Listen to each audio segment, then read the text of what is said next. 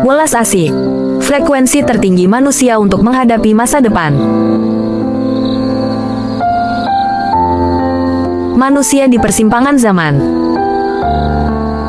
Di era di mana informasi bergerak lebih cepat dari nurani, kita sering terjebak dalam krisis identitas. Kita bangga dengan kemajuan teknologi, namun seringkali merasa kosong di dalam. Kita merasa pintar karena akses informasi, tapi kehilangan kebijaksanaan dalam bertindak.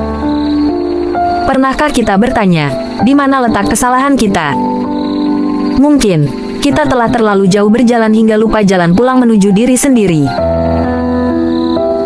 Part 1. Budaya, bukan tentang masa lalu, tapi tentang perilaku. Banyak yang salah kaprah menganggap budaya hanya sebatas artefak, tarian, atau upacara kuno yang usang. Padahal esensi sejati dari budaya adalah budayana, sebuah jalan atau ajaran tentang budi pekerti. Budaya adalah sistem berpikir yang melahirkan tindakan. Ketika seseorang kehilangan etika, ia sebenarnya sedang kehilangan budayanya. Budaya adalah bagaimana kita memperlakukan sesama, bagaimana kita mengelola ekonomi, dan bagaimana kita menegakkan hukum dengan kemanusiaan. Budaya bukanlah tentang apa yang kita pakai, tapi tentang siapa kita di dalam. Part 2. Metodologi analisa, tajamnya pisau batin. Leluhur kita meninggalkan warisan intelektual yang luar biasa dalam bentuk metodologi analisa. Salah satunya adalah menggunakan 5 pisau bedah batin. Silip, sindir, siloka, simbol, dan sasmita. Ini bukan sekedar sastra, melainkan alat untuk membaca realitas yang tersirat. Dunia hari ini penuh dengan hoaks dan narasi palsu karena kita kehilangan ketajaman ini. Kita hanya membaca yang tersurat tanpa memahami yang tersirat. Kita butuh melalui tahapan pancaniti, dimulai dari memahami secara logika, niti harti, meresapi dengan rasa, niti surti, membuktikan dalam tindakan, niti bukti, dan mengabdi pada sesama, niti bakti. Tanpa pembuktian dan pengabdian, pengetahuan hanyalah tumpukan data yang mati. Part 3. Welas asih, frekuensi tertinggi kemanusiaan. Jika seluruh ajaran kebajikan diperas, maka sarinya adalah welas asih, kasih sayang yang murni. Welas asih adalah frekuensi tertinggi yang bisa dicapai manusia. Ia melampaui sekat agama, suku, dan strata sosial.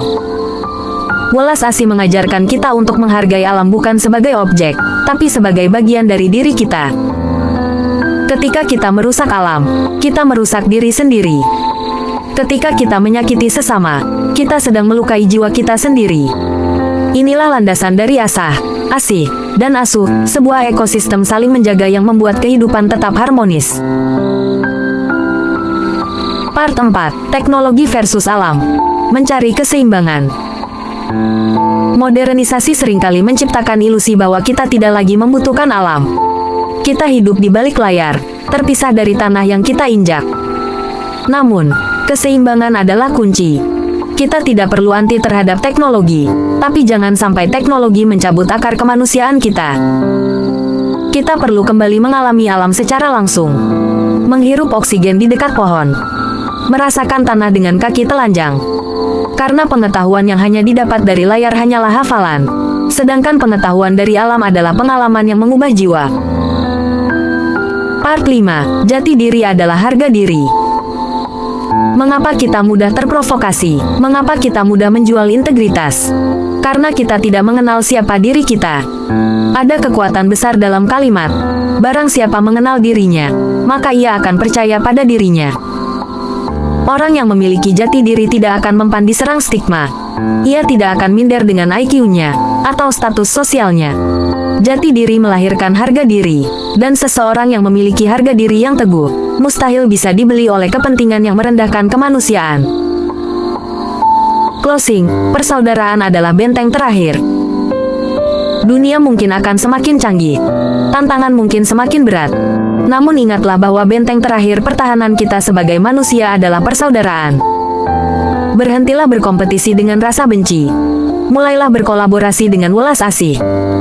Jangan menunggu Indonesia menjadi emas di tahun 2045 jika hari ini kita belum mulai memanusiakan manusia di sekitar kita.